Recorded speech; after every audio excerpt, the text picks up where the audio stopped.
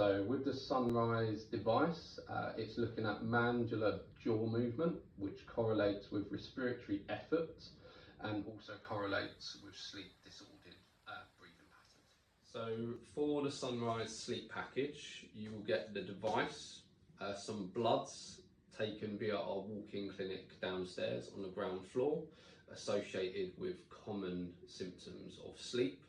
And then you'll also get a follow-up consultation and a full report with one of our sleep consultants ready for analysis. So with the Sunrise device, this is an app-based product. So you download the app via the App Store.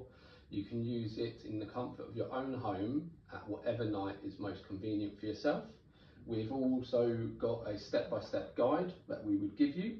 The most important step to do is to make sure in the app, in the doctors tab, you put in our email address, so we'll get sent the results remotely, ready for the consultant to report.